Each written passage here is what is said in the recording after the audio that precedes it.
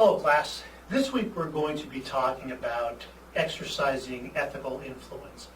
And whether it's in your personal life or your professional life in a work environment, you are constantly being influenced or you're trying to influence other people. So really it boils down to how we do this and how others are exercising influence over us dictates the ethics of the situation or dictates the ethics of the organization. So what we're going to look at for this chapter is we're going to look at topics like power. So we're going to look at forms of power. We're going to look at when is too much power no good, when is too little power no good. We're going to talk about organizational politics. So we're all familiar with the term politics. We're all familiar to some extent that politicking is going on within organizations at all times. We'll look at that concept and just look at the various aspects of politicking and the right and wrong ways to do that. We'll also look at empowerment, the empowering of employees, and the best courses of action for doing that and what situations lend themselves best to empowerment. And then the various tactics we could use to influence people. Now certainly we're not going to do that all in this lecture. But in this lecture I hope to at least discuss a little bit about the concept of influence and then power, the various forms of power, maybe when too much or too little power is no good. So, like it or not, we spend a great deal of time influencing others in an organizational setting. In other words, if we didn't influence people, nothing would get in. We would not be able to get people to kind of do the things that need to get done to meet organizational goals. So we're constantly trying to influence people, whether in a formal or less formal manner. And it really is not an option in an organizational setting. If nobody was influencing anybody else, really nothing would get done within the organization. You must influence others to carry out your role. So if your role is a manager, if your role is a team leader, if your role is a CEO or president, if your role is just maybe somebody who's working down in the trenches, if you will, you must influence others in order to carry out what your role is within the organization. And our choices really influence the ethical health of the organization. How we choose to influence others is going to dictate the overall organizational health. And a lot of times this certainly works its way from top down. If the top is sending signals that unethical influence is the way we want to go, that's going to really permeate throughout the organization, and you're going to have an ethically unhealthy organization. So the manner in which we influence, again, we must do it, but how we do it is really the determining factor in the ethical health of the organization. So what is the foundation of organizational influence? Well, it's power, right?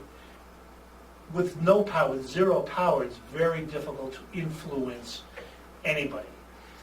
So if I yield no power, I have very little or no influence within the organization. So the foundation of influence is power. And power is the capacity to control the behaviors of others. The capacity to control the behaviors of others. And we don't need to look at power, and I say this all the time in my classes, we don't need to look at power as a negative thing. There are a lot of individuals who use power to influence and to some extent control the behaviors of others, but they do so in a very positive, ethical manner. So we don't need to look at power as a negative or a bad thing.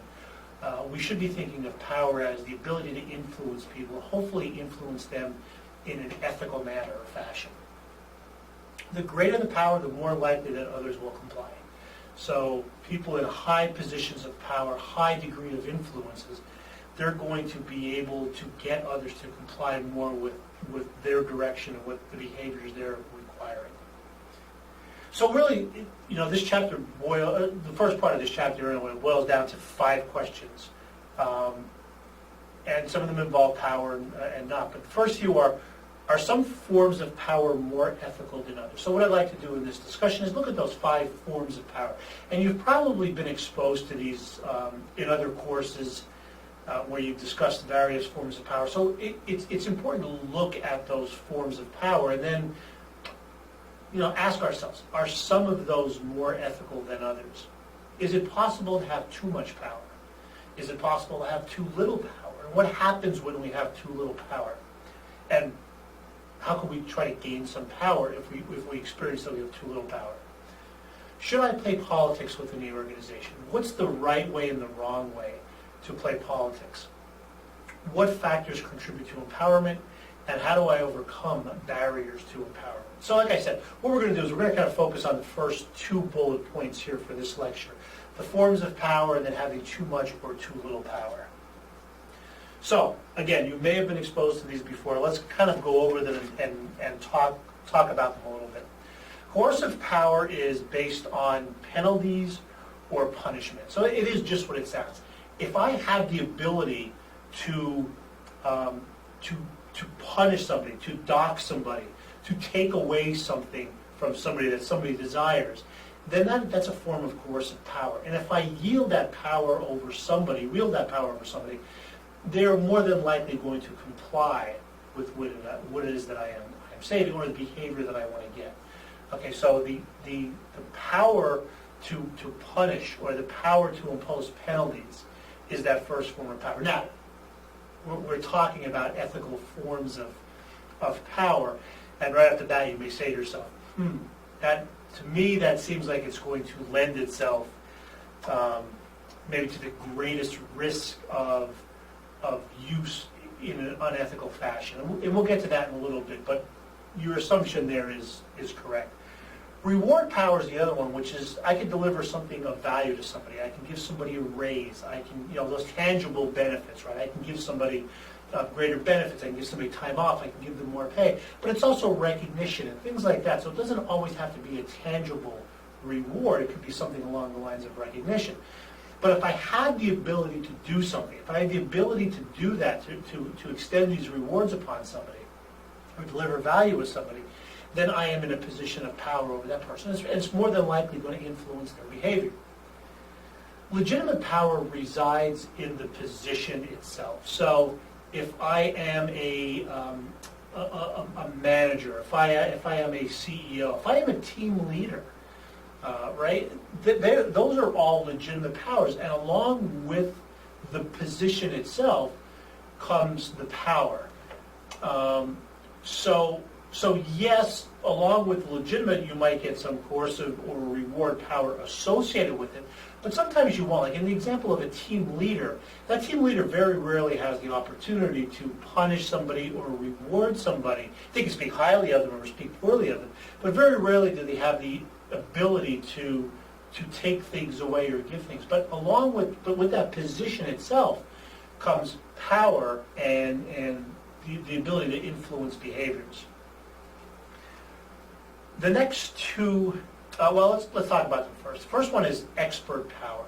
And expert power is, and you're probably familiar with somebody like this within your organization, who the person has the knowledge, they have the skills, they have the education level that lends itself very well to what it is they're trying to do. And people within the organization approach this individual when they're stuck, and they look up to this individual because of those skill sets that they have or the knowledge that they have.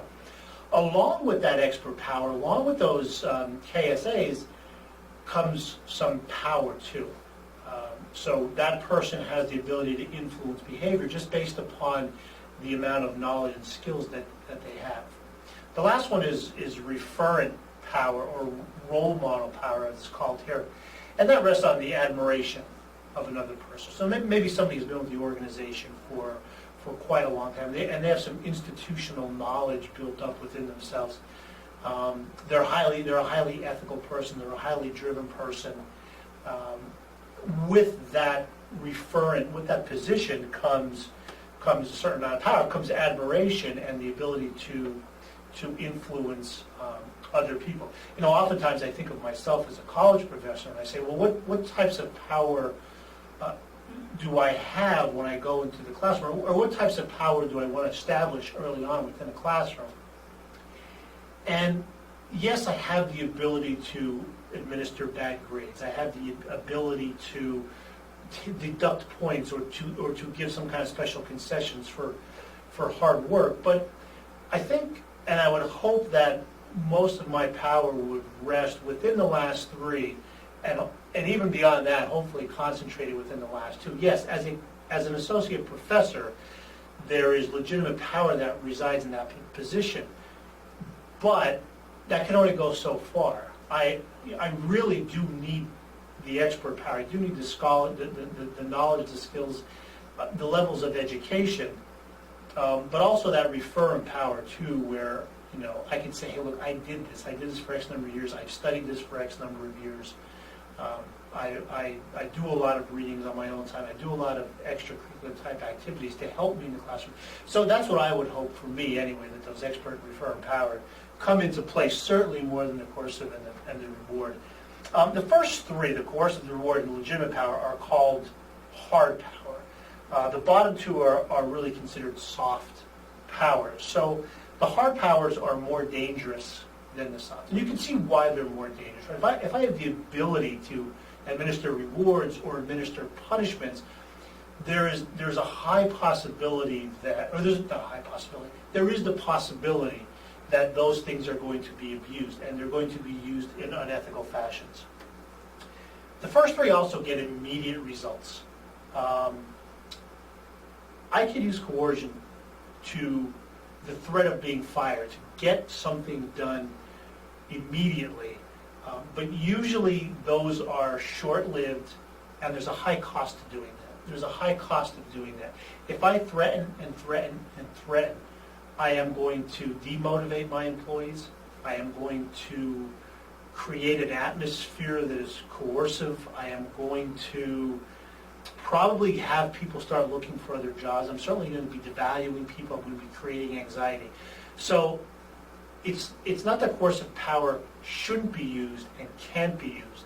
All five forms of power should be used depending upon the situation. So kind of a contingency approach to the use of those power. And that goes for coercive, reward, and legitimate. But they do come with a high cost. And you have to be aware of the cost associated with those. So to use them over and over and over again, they're going to lose their impact, and they're going to create a very negative atmosphere. They reduce trust or some other things, and lower task satisfaction and performance. So just keep those things in mind when we're looking at those forms of power and where the hard powers, the first three, fall in comparison to the bottom three, the soft powers. So no form of power is inherently immoral. We're going to use all five. We must draw upon a variety of sources to be effective. All right? So we will have to use reward power at times. We will have to discipline people at times and threat taking something away. But we should not use that exclusively. Should empower or employ power towards worthy objectives. And we'll talk about this a little bit when we talk about maybe having too much power, that shadowy side of personality that we talked about previously. And hard power, again, is linked to organizational position and is more dangerous than soft power. And coercive power is the most dangerous and should only be used as a last resort. Is too much power no good? Concentration of power produces unethical behavior. And Lord Acton said this the best: power corrupts, and absolute power corrupts absolutely. And we have seen this time and time and time again. And it's been studied extensively. It's a very interesting dynamic to look at. But I think if you go through a professional career, you have success after success after success after success, nobody telling you no, no setbacks happening. You tend to get a feeling of invincibility. You tend to pretty much look at the work environment and say, nobody really can touch me. And I've seen this myself. I've seen this professionally to some degrees, but I've also seen it quite a lot in the news. We talked about things like Enron and Ken Lay and Jeff Skilling, where they just had so many successes, and they were not ethical successes by any stretch of the imagination. They were not influencing people in an ethical fashion. It was very reward based. It was very coercive based. It was that position, legitimate power based, over and over and over again. But the problem was it was a very short-sighted view of things, and over the long run, it destroyed a company. So absolute power corrupts absolutely. Positional power is the most susceptible to abuse. And we see that as people rise through the organization, as they reach the top echelons of a corporation, sometimes that position tends to become a mechanism to abuse power. So why unfettered power is abused? Powerful individuals project their inner darkness. We talked about the shadowy side last time.